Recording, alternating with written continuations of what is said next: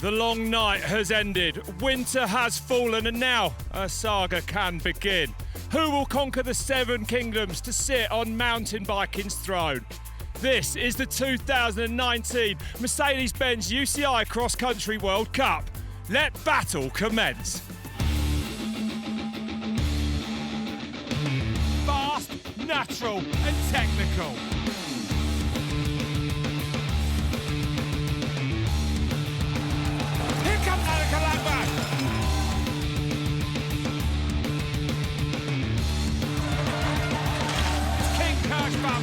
Who comes out on top.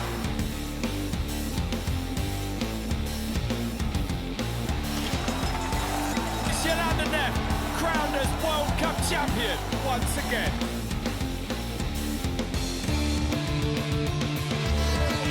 Your World Cup champion for 2018, it's Nino Schurter.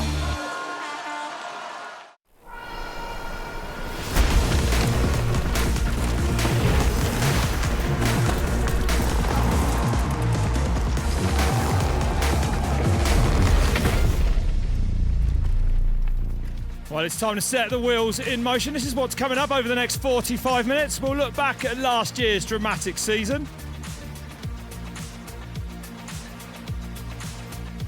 We'll see who the movers and shakers were in the off-season.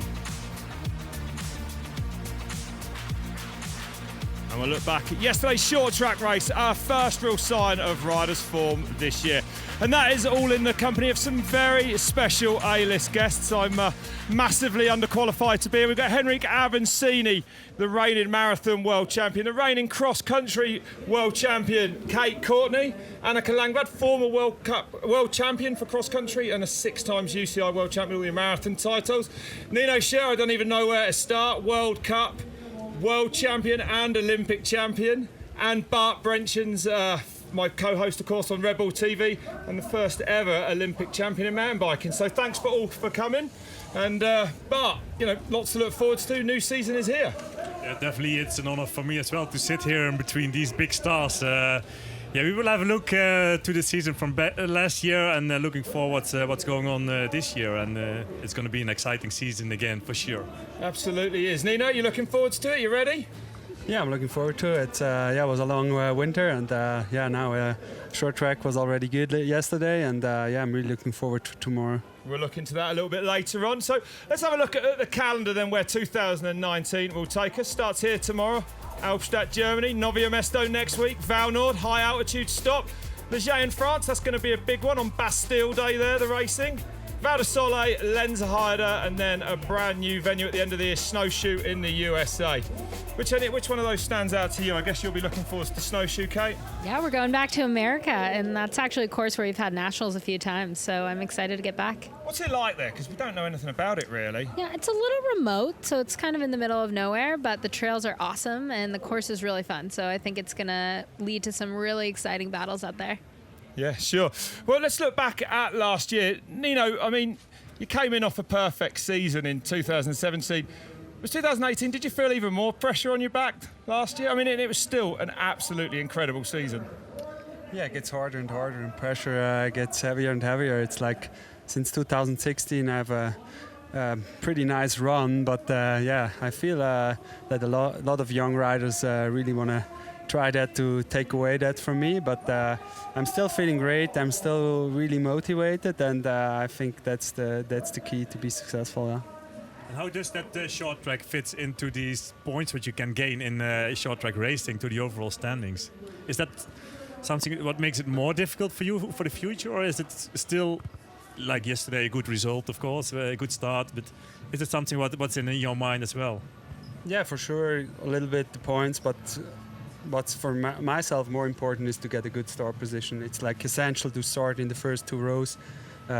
This year you even drop one line further back. So the first 3 rows will decide the start for the Sunday race. And that's if you have to start from the 4th row, that's definitely a hard disadvantage. So for me, it's to get first row start and to get a bit of points and for the overall. And but I like it. I'm still quite fresh, I think, for my age. I can still handle these fast races still. So, I actually like it, and it's a good addition for our sport. Yeah. He's certainly a lot fresher than you, Bart. And even I haven't done the short track yesterday. I would love to see you once do all the legends from the sport. He's got an e-bike. He has got an e-bike. Watch out. Then you have to ask your team manager too. Then we can make a short track legend race. Legend short track race. That's what we need. Yeah, I'll commentate on that. And okay, you haven't been outside the top 3 in the overall for the last 3 years. But you still haven't won a World Cup title. I guess that must be a big priority this year. Yeah, for sure. I mean, now I've been close, a few times, and of course, finally grabbing it could be really, really awesome, and it's definitely a goal of mine. Do you think the tracks this year suit you? Is that something you're looking forward to? Is it, or does it matter? It doesn't change that much every year.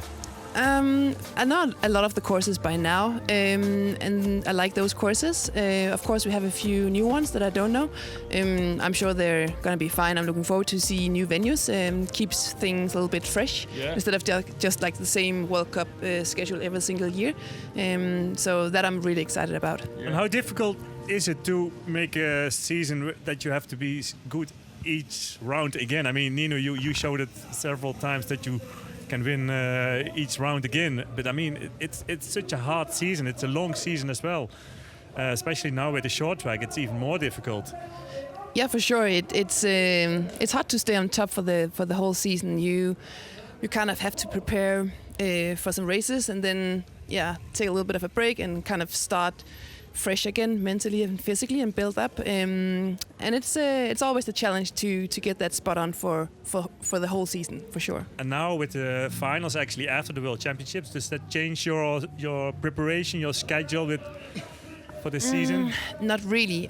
Of course, World Champs has a big priority, so that you kind of have to prioritize, and then you can see if you can keep that shape for the week after. That's going to be the same for everyone.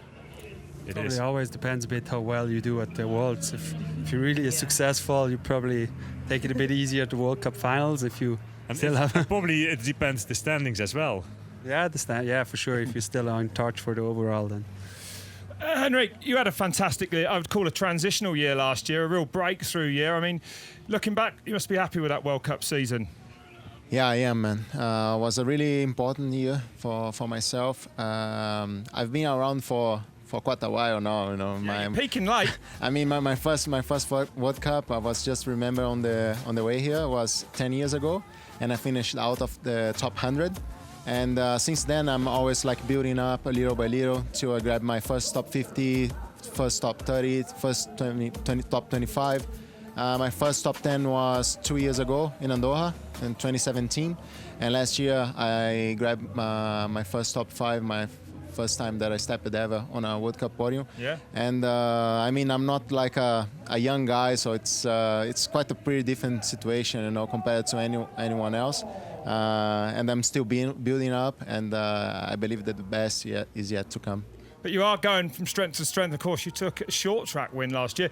I guess you're one of the riders that really like short track. Oh man, I love racing in general. I like riding my bike, and I love racing my bike. So any format, I just try to understand how it works. So if you look back last season, the first 3 short tracks, my performance was quite average. Wasn't nothing special. And then on the last 3 ones, I stepped on the podium and I won in Andorra every 3 stages. So I really like to take the lessons, to learn and to build from that. So this is pretty much like the mindset that I try to apply on everything that I do. And of course, once you start to succeeding, and once you start riding at the top of the discipline or the format, of course, it's way more enjoyable. Yeah, definitely more enjoyable when you're winning.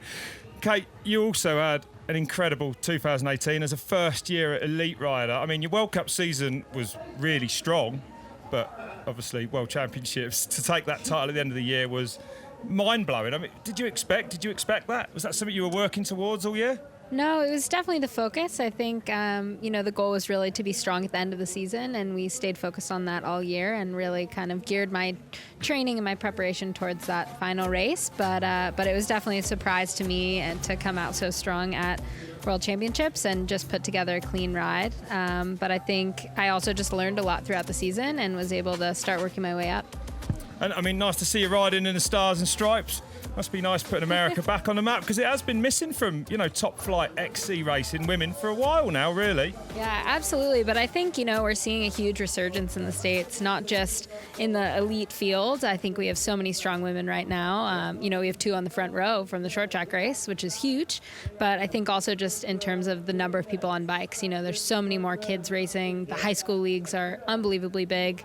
And hopefully we'll see some great racers come out of that. Good. And a World Cup there at the end of the year isn't going to do any harm whatsoever. So we've touched on some of the team moves involving a lot of the guys and girls here in the studio. Let's move on and recap all the movers and shakers from the off-season. In 2019, the rainbow jerseys for the cross-country world champions are in the hands of one team, as Kate Courtney joins Nino Schurter at SCO MTB racing team. Her very first year in the elite category saw 6 top 10 finishes in the World Cup for American Courtney, who rode to the gold medal at the World Championships in Lenzerheide.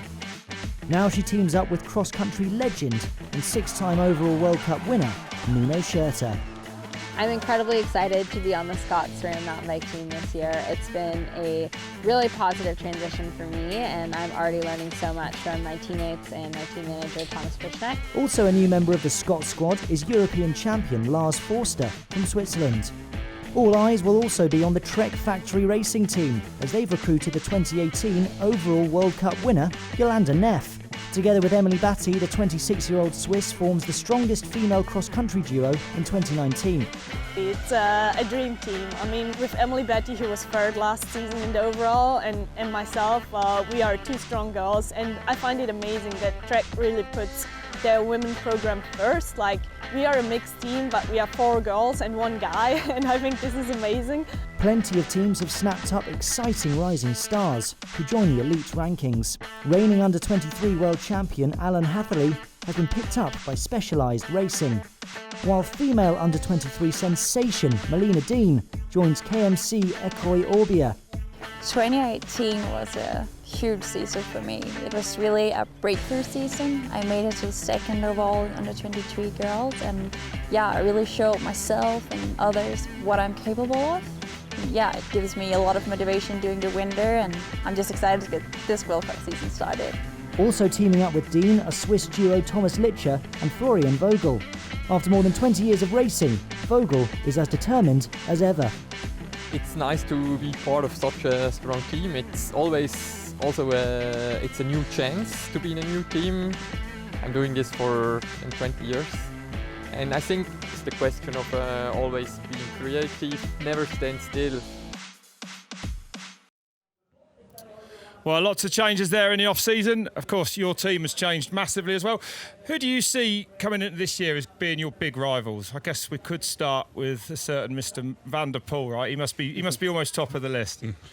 Yeah, for sure. Van der Poel is, he already last year showed what he's capable on the mountain bike, and his spring was impressive on the road, and also his winter, like winning all cyclocross races he entered. That's pretty crazy. So he's for sure a man to watch. Yeah, but like the changes in the team, it's pretty cool now having Lars and Kate in the team. It's like we are now really a super strong squad, and especially with Lars and Andre, it's also like we are now 3 top riders that can work together and also help each other in the races. Yeah. What about if we look back to last year, Gerard Kersbaumer or Matthias Flückiger? Are you thinking about these riders as well, who can win the overall title? For sure, in some races I see those as main rivals, but I think they are not complete riders for the overall. So I see in special tracks like here, Matthias for sure he's a strong rider, and also Kerschbaumer, if it's a lot of climbing or then especially in altitude, is the one to watch. But I think to win the overall, they are both not there yet, but you never know. Maybe they did the change to this season or maybe to next season, but for sure, it's also some guys to watch. Yeah, there's plenty of them. Henrique, who do you see as being the big challengers really for taking the overall World Cup? You can include yourself, mate. For the World Cup general, the overall, I would say that we might have to watch Anton Koops. It's a quite young guy, good prospect. He was my teammate in the past, and I think he's getting more and more mature. Came close to winning a couple last year, didn't he? Yeah, he's still not really consistent, but I know that he's really a confident guy when he's in place, and I think now more and more, you know, with the time, he's gonna be in place more often. So I think he's one of the guys to watch for the GC. Maybe not yet, let's see, but he's for sure one of the guys to fight for the future. I agree with Nino.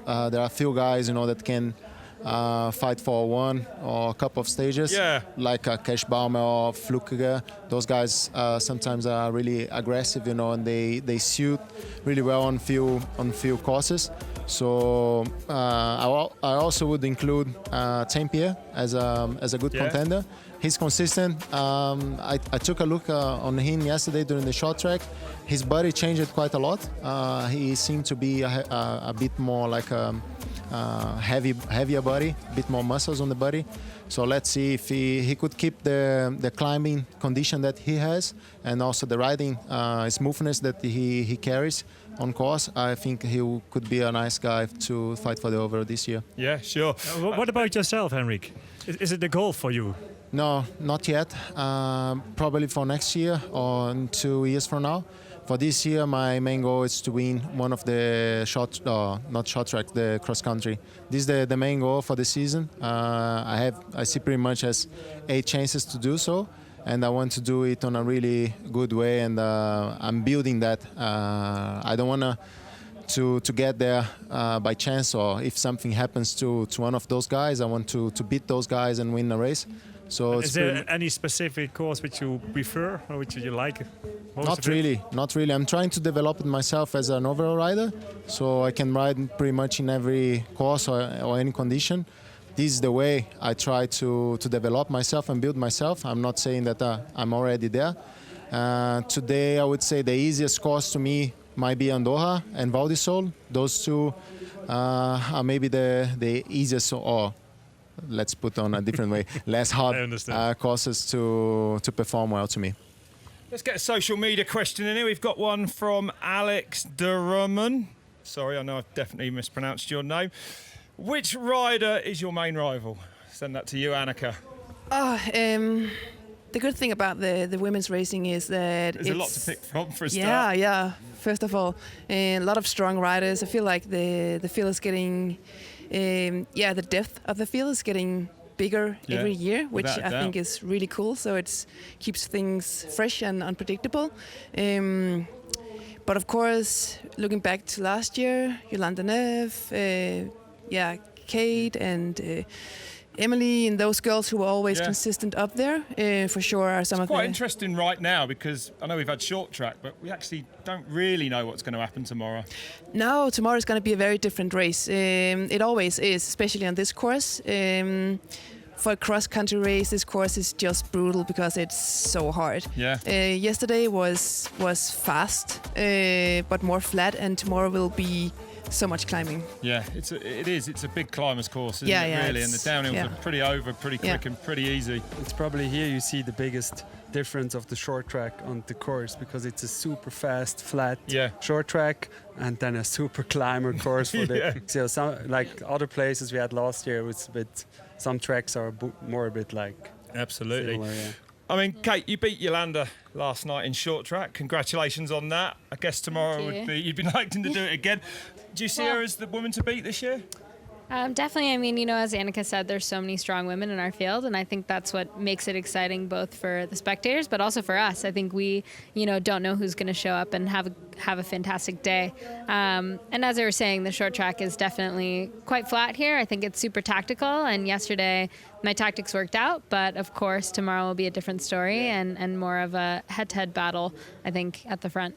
And all out for an hour and a half, not 20 minutes. I mean, it's pretty much like that these days. When I'm sat and watching, I just can't believe how hard everyone goes for the whole race. And if we are talking about the course for tomorrow, XCO race, who's your most favorite rider tomorrow in the women's field?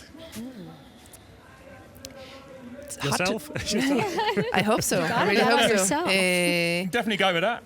Yeah, I felt like yesterday was a nice awakening for tomorrow. I actually think we'll see a lot of the same riders in the top 10. Maybe someone like Jana Bella Moina will be further towards the front because this course really suits her. Yeah. She was strong last year after that broken hip in the winter. Yeah.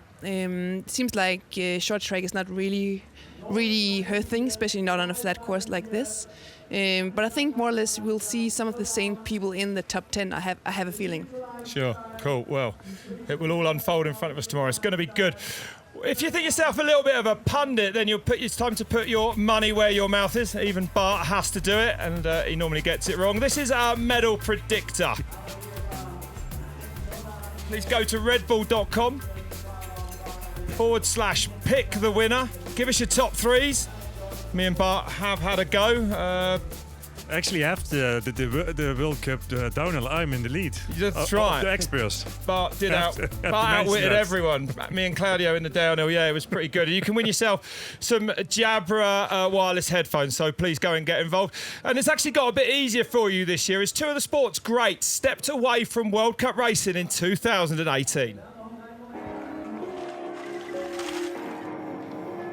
My retirement actually came just with the decision that, like after so many years in cross-country racing, I was done. It wasn't like with a crying eye, so I was just happy that it's done now, and I can look back on a long cross-country career, a successful career, but now it's over. The greatest female World Cup racer the sport has ever seen. Gunn-Rita races further into the history books. Gunn-Rita is an absolute inspiration. I mean, to any mountain biker.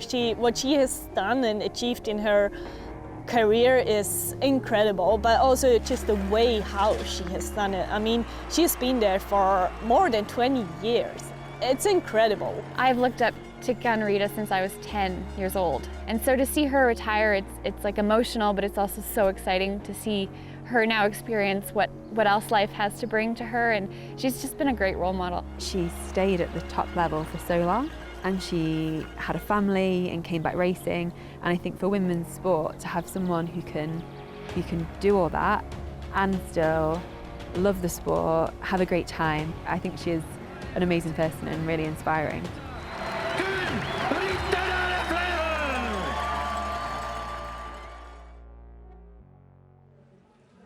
Well, both absolutely incredible athletes, no argument there.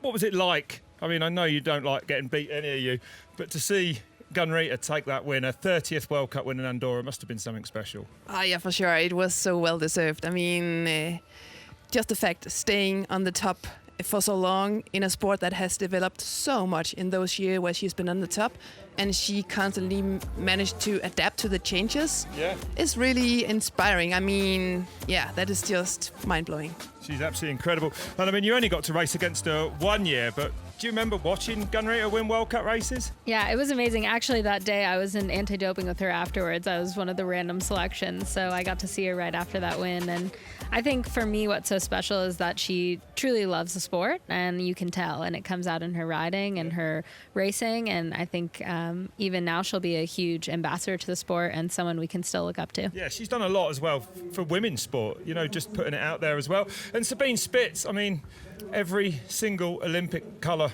medal, you know what I mean? It's that's something amazing if you can reach these 3 wins. I would say like a win, even if it's silver or bronze. But such a long career as well, and even performing on such a high level, that's something really special if you can make it like that. Some pictures from your era there, Bart? I don't know which Olympics this is, but it's a long time ago. Yeah, it's amazing. But actually, she didn't win that many World Cups. I was surprised about that. If you have such a long career and winning the medals at the Olympics, gold, silver and bronze, and only 2 World Cups what she won. So, yeah, compared to the great victories what she took, the amount of World Cup wins, it's not that high. But a lot of respect for these both women, especially a role model. What the other women already said, and that's how it is. You know how hard it is, Nino, to get an Olympic medal. I mean, one of every colour, and Gunn-Rita as well. I mean, just amazing, isn't it? What they've achieved. Yeah, it's amazing what they both achieved and what they did for the sport, and especially for the women's cycling. I think they, did a lot for where we are now, and it's actually always a bit sad to see someone retiring from sport. So. Especially if you get a bit older and think, who's next? It's getting closer. Well, you will at least be looked back upon as one of the sport's greats, Nino, when you do quit. Don't worry about that. But on a certain point, there will be a moment that you have to quit. Yeah, that's for everybody to stay. Right. That's unavoidable. Well, we've reflected on the careers of two of the women's greats, but as they leave the scene, news is breaking of a return to racing for Jenny Rissved. Here's Rick. Thanks, Rob. And the big news down here is the return of the Olympic champ Jenny Rissved. Now, she won gold at the Rio Games alongside her then teammate Nino Schurter before making a dramatic departure from the sport to tackle mental health and depression issues. Now, she's back now with her new team, Team 31 Racing, a team that she set up. It's a satellite outfit of the specialised S Racing factory team. And although all eyes will be on her this weekend to see what kind of a performance she can put in, I think the main consensus is that everyone is just happy to have her back and doing what she does best. More as we get it. Well, she has actually picked up her number plate. We know that, but we haven't had a sight. And has anyone seen Jenny here yet? Yeah. No, and she's. I know she's riding a specialized bike this year. Right, yeah. So I was actually, when I came into the pit, I was like, yeah, I'm gonna see Jenny, but I haven't seen her yet, so I don't really know where she is. Yeah, we don't actually know if she will be on the start line tomorrow, but everything is telling us that she will be. Yeah, I'm wondering too. Of course, yeah, she picked up the number. Team van is here, so the team area of her. But we haven't seen her riding on the course. We haven't seen her riding around here. So I'm wondering if she will be on the start line tomorrow. So there she is, Olympic gold medalist. And you know, Nino, I guess we can ask you about this best. She's been very open since she was Olympic gold medalist about suffering with depression and mental health issues, and and good on her as well, putting it all out there and helping everyone understand those things. But what is it about winning Olympic gold and the following year? For most, it's incredibly difficult. For Bart, it was nearly impossible. I had a bad season after winning my Olympic gold medal, but for you, probably, it seems to be there was no pressure or problem at all. Yeah, I think it's for every athlete, it's something really special to just be able to compete at the Olympic Games, to be there. And she, just got in there so quickly and just won those games. I think that's a really difficult task, and I'm actually glad I got slowly to this point. I won first a bronze medal, then a silver, and then a gold. It's a bit like step by step, and also your intention in the media. I think that's the biggest change what's happened. And that can change a lot in how you see the world or how you see the sport. And I think she had a really difficult task, and I really hope she gets back and now finally finds her way again back to racing and enjoying her mountain bike sport. Well, even if she's not on the start line tomorrow, I mean, really, honestly, none of us know if she will be or not. The intent is there, and she's back here in presence at the moment, so she's moving back towards racing. Whatever happens, that's she a good did thing. already a few other races earlier this year, so probably she likes to ride her bike for sure. But racing at World Cup level with a lot of media attention as well. Yeah, probably she has to explain a lot of things to them which she doesn't like. Yeah, and Kate, you've been world champion last year. You're also really young. What's it like? The pressure has it changed everything being world champion? No, I definitely can see there's a lot that changes, and it was an exciting and kind of dramatic end to my season. So I think luckily I have a really good team around me. I have people that were there to support me and kind of give me some time to reset and come back feeling really motivated this season. I think for me, actually, the rainbow jersey this year is working in the opposite way. I think it's something that I can look down and believe that anything's possible and know that on the right day, no one knows what will happen. And that's what makes our sport special. Yeah, that's right. Sport is full of passion, emotion, and sometimes they can bring out the best in you, and sometimes it can, be too much. Well, we're going to take a short break now. We'll be right back to talk about yesterday's short track as we continue our build-up to the 2019 season. See you after this.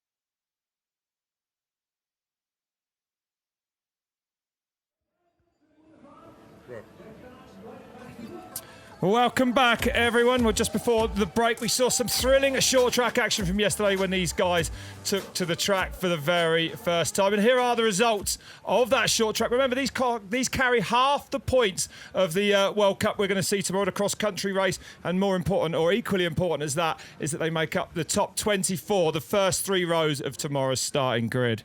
So a great win for you, Kate. We know you won that. And here are those results. Top 3 only split by a second. Annika 5th place there, not too bad, but we are used to seeing you win them. You said afterwards, I saw on social media, you didn't think your legs were quite ready back from, you've been doing a lot of road cycling in the winter. It's that different, is it? Yeah, it felt a little bit like a shock to the system, I must say. But also on the other hand, it was a nice shock to the system. Felt like I needed it, and hopefully the legs are more prepared for tomorrow. Yeah, it's giving you a wake up, that's for sure. Let's have a look at the men's results as well. Well, an ominous name at the top, I guess. Evander, the cyclocross world champion, just ahead of Lars Forester and the man sat to my right here, Nino. But Nino, that was, that's as good a result as you've had in short track. I mean, we're used to seeing you win everything, but I remember at the end of last year you saying you thought you'd never win a short track. It didn't look like that last night. Yeah, I felt really strong yesterday, quite fresh. I was a bit surprised. I was always waiting for that big attack from Van der Poel, but I think he also took it a bit easy, or maybe he's a bit tired from road racing now. But yeah, I felt good, and also Lars did really well, and we are going to see more from Lars, I'm pretty sure. Yeah. I was a bit impressed about the team as you work as a team as well. I mean, Frischneck did a lot of work. Lars did a kind of a work in the last lap for you as well. It was good to see that you could work as a team in a short track race. Yeah, for sure. We want to help each other. We are a team, and when we can, we want to try to help each other to get the best possible result for everybody. That's how it has to be. That's why you, acting as a team as well. Henrique, I mean, you've won a short track race yourself, a World Cup race, beating Van der Poel. That can't be easy, can it? He looks like he's made for that discipline. He's really strong physically, and he's great on timing to launch his attacks. Why is that? Because of all the other disciplines he's come in from? Probably, yeah. Probably just his racing knowledge, it's so high. And for example, yesterday he was hiding for quite long during the race, so he was like mid-pack for quite a while, and then he launched this attack. Was like really good timing. I got a bit blocked off by Tempia at the time, and then I had to invest to close the gap again. And he's just really good on timing his moves on the field. And this is, in my opinion, what makes so hard to beat him on this discipline. Do you analyze a race like this as well and learn from it and try to copy it for the next time? Yeah, for sure. For sure, I try to analyze, but mainly I try to analyze myself. So if you try to copy Van der Poel, if I try to do that, it won't work out. So what I try to do is to analyze my skills, where I can build my shape, and what could I do on a better way during the race to neutralize him and to beat him during the race or the riders. I think he has like the peak powers, like over 30 seconds or so. He's like probably the world best at the moment. Yeah, I mean, like, when he turns it on. When he goes for this kick, I think no other cyclist can at the moment hold on to it. That's how it certainly looks. That's what you saw also on the road now. And that's quite different to Sangaze, for example, one of the key riders for the short track. I think Sangaze is the best peak power of the field for a shorter time. And Van der Poel, it's really good, as Nino said, for 20-30 seconds. I think he's the hardest guy. And if you go a bit shorter, just one short punch, 8 seconds or less, and then Sangaze, it's almost impossible to beat. Yeah, they've got some poke, those riders. How hectic is it? I mean, you've won more of them than any other woman last year. How hectic is it in the heat of battle out there to make the right decisions and to put yourself in the right position? It is really difficult. I mean, when you win, everybody thinks, oh, it looks so easy, but it really isn't at all. You have to be on for the whole time. You really have to stay focused and constantly keep watching, analyzing, and making the right decisions. Something that I didn't do quite yesterday, but it was really good for me to kind of, get that lesson and really, motivated me to stay more focused for sure. But Yeah, Kate, if you analyze your race yesterday, I mean, a win, it's something amazing, but how did it go during the race? Yeah, no, it was definitely a great ride for me. But I think also, as everyone's saying, tactics are a huge part of short track. And that's something that in the XC we haven't seen quite as much. I think, sometimes there's those battles and it really comes down to tactics. But with climbs like here in Albstadt, a lot of the times it is kind of a power contest. So it's been a great chance to learn about, how to win those types of races. But yesterday after the race, you informed the TV about the tactics, but you also learned in practicing, checking out course with your team manager. That's something what happened as well. Yeah, definitely. I think, I came to this team to learn, and I'm learning so much already, and especially having Frishy to kind of teach me a little bit on those courses has been a huge help. Great. Cool. So, let's have a look at some of the social questions we've had on redbull.com. One from Logdog888. What do you do the night before a race, Kate? We'll start with you. Sleep. Sleep, eat some more, sleep some more.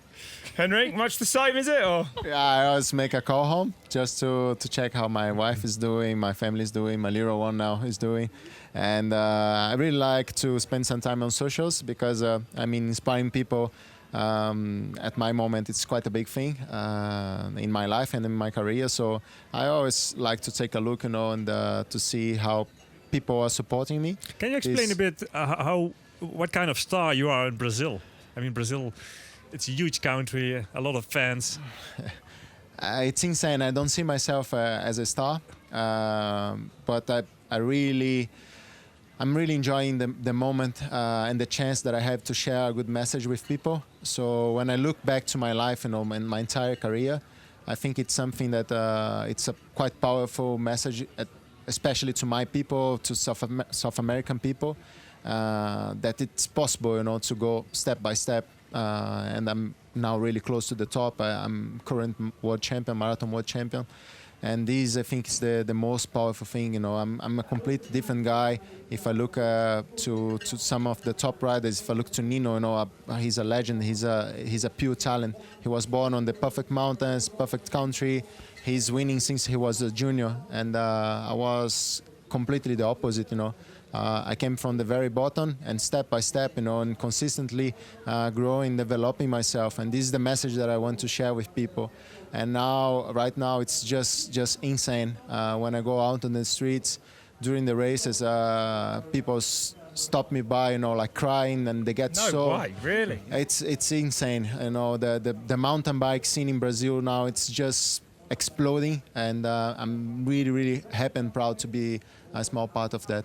And you know what? I was in South America, which I know, is different to your country, but it feels like it's on the up in that part of the world. I was in Ecuador and Colombia, and in the evenings, the streets were just full of people in mountain bike, like high-end mountain bikes going out for rides after work, amongst all the, what it's like in Ecuador and Colombia. It's chaotic on the roads, and everyone was there. So, it's amazing, and good to see that you're a part of that.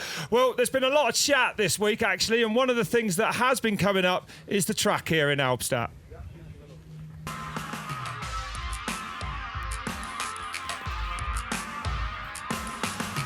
We have changed 3 sections, Double Corner, Albstadt Drop and Mika's Abyss for this year, because in the last year it's getting very wet. And when the region gets wet, it gets very slippery. So we have much accidents. I guess it's become more and more kind of man-made over the last couple of years, which is not something I love to see. Actually, I have to say it's still a really fast and really demanding track. They change everything. I think it's a shame. Also, MTB has to stay MTB and not like cyclocross. This course in wet conditions is pretty tricky, and they try to work around that. And I'm glad they made changes. We think safety first. We are organized, and we want everyone going home safe. Well, it's been a bit of a testy week for the poor old track here. What's everyone's take on it, Bart? You've walked around it? Yeah, but it's still e-biked round it probably. E-bike, I did. I walked it as well, but it's still a demanding track. But please ask these riders over here. What do you think of the changes, Nino? Yeah, I'm the kind of rider that likes actually the technical tracks, but I think the changes here they are still not too, or they are actually good for the track because they want to have a also track that works during rain. In the past, we never, or it was a long time ago, we had really a rainy race here, and that track gets really bad in raining. So I'm not too disappointed about those changes. It's still a similar track that it was before, and I think for the whole race.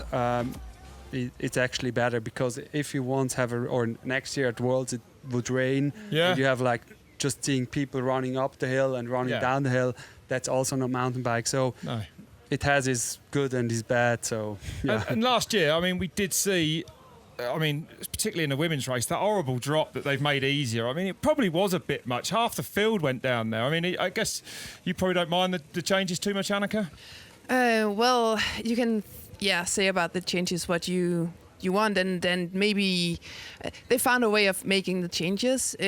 What I do like and what I like to focus on is that they kind of prioritized rider safety. Last year there were so many injuries. A lot of riders didn't even stand on the start line on race day.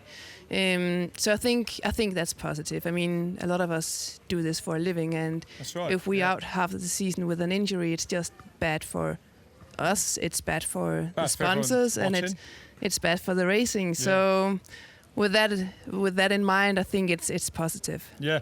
What do you think? You like it, Kate, the changes as well? I mean, the track's only been made really more fast and flowing. They're probably not as bad as or as much as people thought. No. I think I am a fan of natural courses where it's possible, but I think here, last year it was pretty dangerous, and Annika and I raced in those conditions, and so many women went down. I think everyone in the top 10 crashed at least once, and front flips, back flips. It was a mess. All kinds, and that's just really. I mean, it's not ideal in terms of rider safety, but also it's not ideal in terms of spectating, and I think sometimes doesn't lead to the most fair outcomes. I mean, it was a fair race, and of course everyone had the same conditions, but you want to see everyone have a clean ride and a safe ride, and the strongest person to win. So we have a track where that's possible here, I think. Yeah, I think it's going to be good. Henrique, what do you think of the tracks generally in the World Cup now? Because they are becoming probably over the last few years more man-made and definitely more technical. You a fan of that?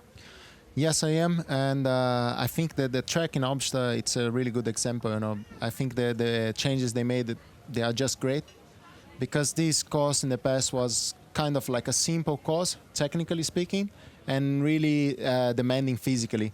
And I think that really makes sense, to make it even more clear. So this is pretty much now like a fast downhills and a hard way to get up. So it's one clear characteristic for a course, and I think this helps us to have a more entertainment during the World Cup series. So some of the riders, like Nino or Max Maho, my teammate, they can ride pretty much on any kind of course. But some riders, they can come here and fight for a win, and maybe in Nove Mesto, they are not so good, and also the other way around. And I think this is just great for the sport. So that's why I like that we have like courses like Mount Saint-Anne, crazy steep, up and down, technical, up and down, and like here, which is good rolling up and good rolling down. I think this helps to mix up some things. It's great to see so much diversity on those World Cup tracks. There's plenty of diversity also on Red Bull TV, with plenty more live action this weekend, starting with the new first stop on the new Drift Masters season.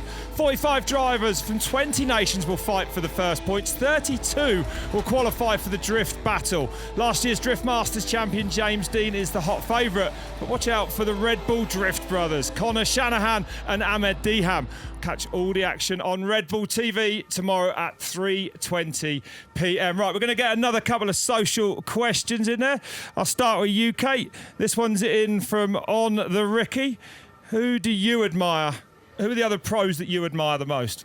Ooh, good one. Good question, that one, isn't it? Very Yeah. good question. Very good question for social media, believe me. Yeah. No, I think for me, it's only my second year in the elite field, so these are the women that I've looked up to for a long time, and of course in the men's field as well.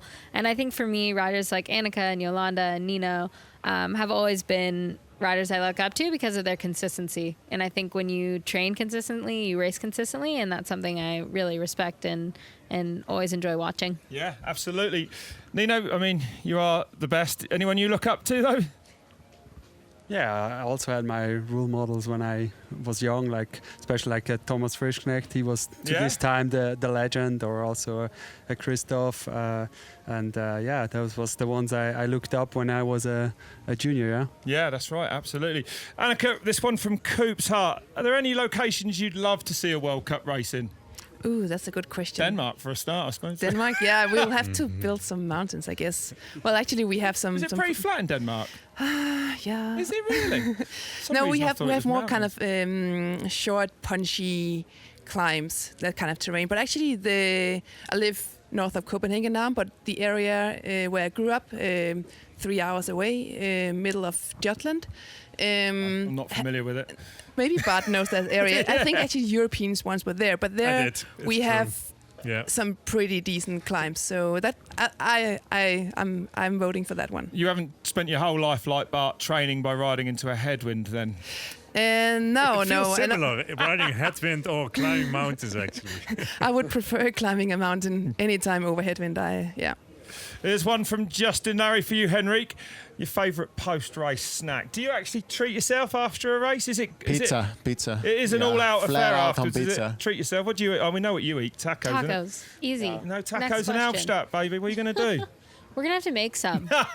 One of our mechanics, Yannick, is apparently a taco legend in the making. So Really? We'll have to see. I'll do a review. She's bringing a bit of America over to the Scott team Definitely for bring it. some stuff. We had more tacos this year already than the past 10 years. Yeah, you said you liked them, though. I really like them. Yeah. There we go. From the mouth of Nino. Henrik, actually, I'm wondering, is it still ice cream with your teammate, Manuel Fumik? Yeah, it's a tradition. You can't change that. Maybe that's the reason. That's I'm gonna get to a World Cup win, but I'm a bit delayed because of the ice cream. So it's a tradition, every night before the race we have a cup of ice cream. This on CFR for so many years now, over 10 years, and we just keep the tradition. Yeah, it's almost like a religion. Annika, go on. Divulge us in. No, the thing is, I'll eat pretty much anything put in front of me after a race. But actually, my team manager, Candice, she's sometimes making koldskål, which is a Danish traditional summer dessert kind of thing, and she's kind of trying to find all the ingredients for it and make that, and I like that. Okay, perfect, cool. Well, thank you. We're going to start to wrap things up now. We've set up the season nicely with our guests here at Albstadt Studio. Let's get the final thoughts from the pits. Oh, excuse me. Sorry, that VT isn't actually ready. Please go and check out our medal predictor on Red Bull TV as well. You can win these lovely elite Jabra wireless headphones. So that's the last reminder to go to the medal predictor. Thanks all very much for joining us this afternoon. We wish you the best of luck tomorrow, Bart. It's been fantastic having everyone here. I hope the weather will stay like this, dry conditions instead of the rain what they expect for tomorrow. Yeah, absolutely. And so thanks to our guests. Thanks for joining us at home. We will leave you with a sneak preview of some of the exciting developments that our live coverage will have on Sunday tomorrow, and the racing will start at 11 a.m. live on Red Bull TV. Thanks all for joining us. Thanks to our very special guest. See you tomorrow.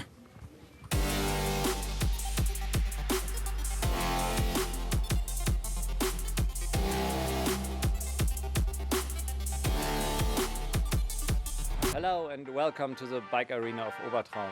During the winter, we put a lot of effort in developing new digital enhancement features for our audience. We are now doing the final last step. Here in Obertraun, we found perfect conditions to bring together all our technical and editorial specialists for an exclusive practice to test the technology and the overall workflows. So, what's new in 2019? Cross-country is an exciting sport with more than 80 riders on the track at the same time. this can lead to a lot of questions during a race. With the new Red Bull TV digital enhancement features, we can provide the audience with a much better orientation during the race and a better understanding of the challenges of the sport. We can show the athlete's performance in a completely new way to create more excitement in the broadcast. The audience wants better orientation during the race. Are they grouped together to chase the leader? And what are the time differences between these groups? The horizontal straight map can answer these questions at any time during the race. As mountain bike cross country is an endurance sport, everybody wants to know if the leader can hold his position until the finish line or if he will struggle with stamina. That's why we analyse, during the race, the performance of the athletes on track. We can compare competitors in different rounds and in the different key sections of the track to show when an athlete is slowing down or speeding up. We can measure all of the details of a course. We define uphill, downhill and technical sections and divide each track into 12 zones. To monitor rider performance, we install up to 45 spots where we measure the time.